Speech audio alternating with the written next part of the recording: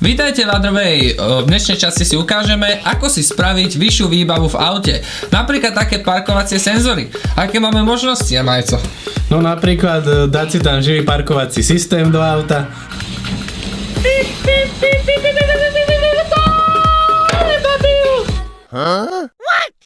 Alebo si namontovať cúvacie senzory. No, tak máme tu dneska Lanciu Resovej mamy, ktorá zrejme má problémy s cúvaním, veď teda ktorá žena nemá. No, sú tam nejaké tí problémy vždy, ale tak zatiaľ som si ešte nevšimol nejakých extra škrabancov. No. Ale samozrejme tí lepšie výbavy na autách majú cúvacie senzory vzadu, vpredu, na bokoch, na streche. Povedzme si, ženy všeli ako parkujú. No. Pozná taký aj chlapov. Buďme seba kritickí. Dajme sa do toho, nainštalujeme teda prídavný parkovací systém a ukážeme si všetko ako na to. Takže, čo na to treba? A teraz na to napojíme one. A treba na to kokot pre...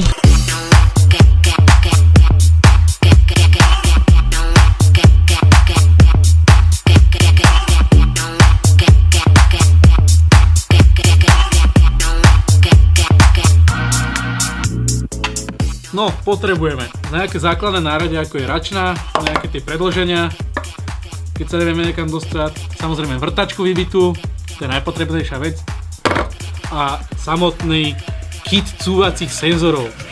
Čiže taký malý detail, čo sa furt hádame, nevieme, čo to je za auto. Majco hovorí, že Jaguar, Paťo, že Maserati, ja hovorím za Trabant.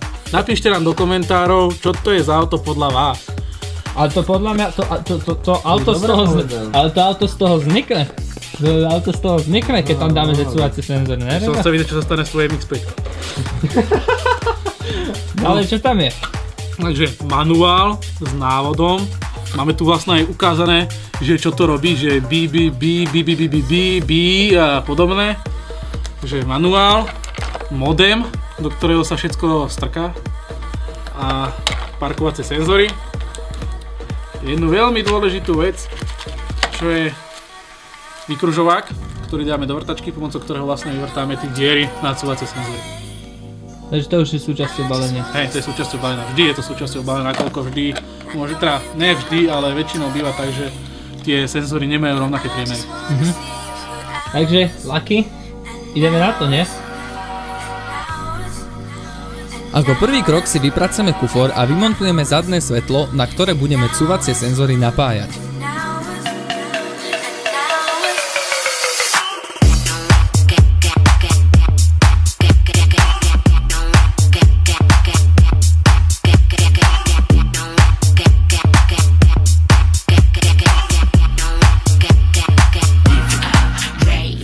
Máme tu napájací kábel k modemu parkovacích senzorov.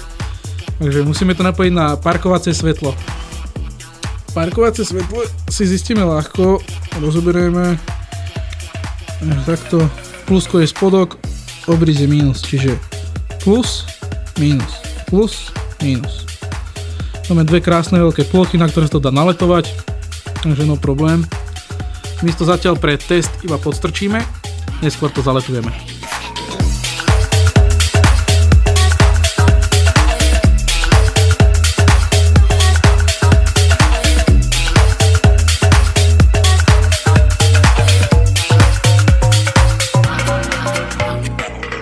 Ideálne zapojenie týchto parkovacích senzorov by bolo, že sme vlastne pozitívny plusový kábel našli na zbiernici, by som to nazval, vlastne čo ide do svetla, a kostru chytili vlastne o kostru auta. V tom prípade musíme použiť svorky, očka a podobné nástroje, aby sme to vlastne spravili čo najlepšie. My to robíme trošku takým fakt, že svojpomocným štýlom, ako sa dá úplne laicky spraviť tým, čo vám doma, a proste laicky. Pri zamerávaní senzorov treba mať dobrý odhad a presnú ruku. Rozmiestnenie senzorov rozvrhnete podľa inštrukcií v priloženom manuáli. Uistite sa, že sú senzory rozmiestnené rovnomerne a podľa stredu auta.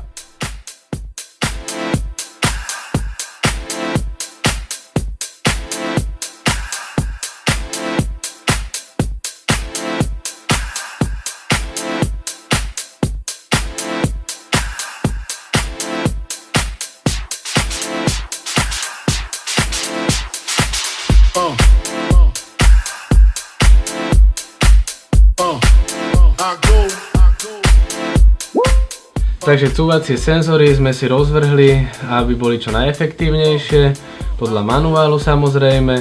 Snažili sme sa ich aj umiestniť tak, aby boli trošku estetické, keďže sa jedná o cúvacie senzory, je to dorábka, takže ďalším krokom bude vrtanie.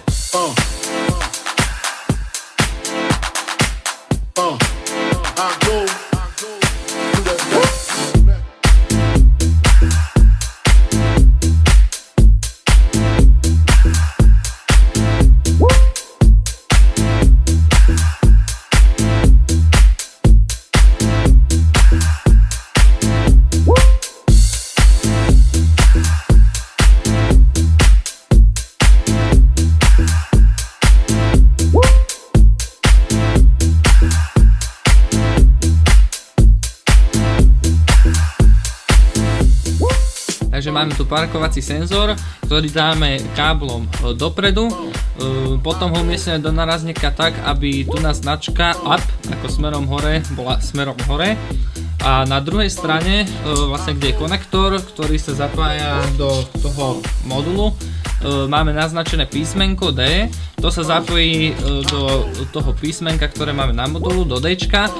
Vlastne ide sa zrejme, není to úplne jednoznačné z toho manuálu, ale zrejme sa ide zľava doprava A, B, C, D, teda aby potom samotný modul a vlastne aj displej, ktorý vám ukazuje to, že kde ste bližšie alebo ďalej od niečoho, aby ste vedeli, že či to je vľavo alebo vpravo, tak to vlastne kvôli tomu máme tu naznačené tie písmenka.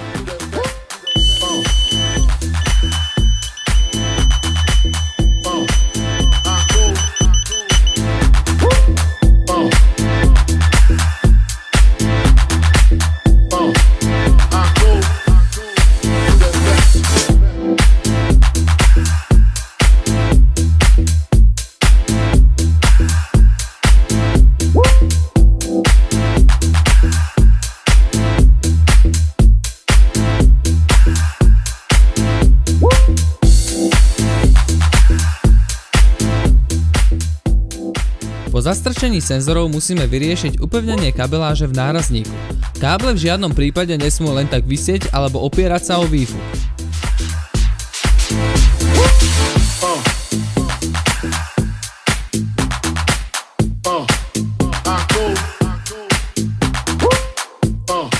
Kabeláž do auta dostaneme v našom prípade poza svetlo, aby sme sa vyhli zbytočnému a zdĺhavému vrtaniu do karosérie.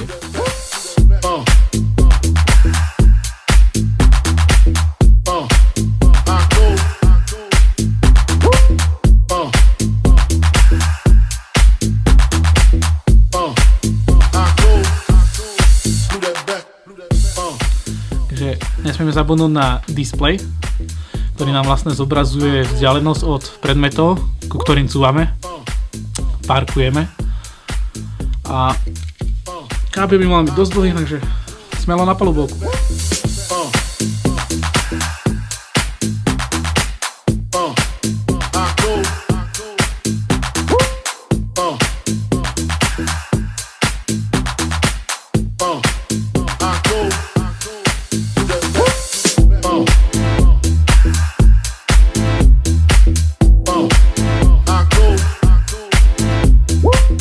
Ako sa už spomenulo, každý kábel má svoje písmeno A, B, C, D a takisto aj na modeme je A, B, C, D, takže ideme pomaličky zapájať A do A,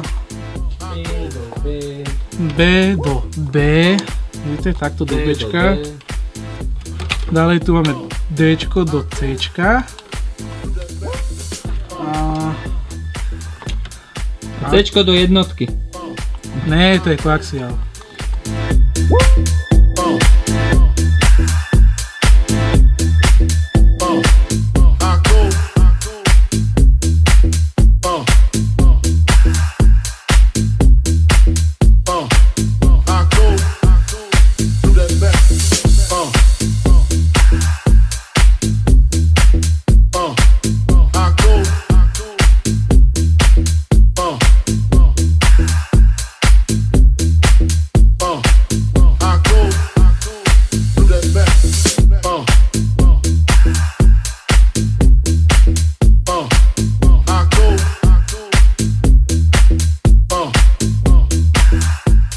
Senzory máme hotové a je na čase ich odskúšať.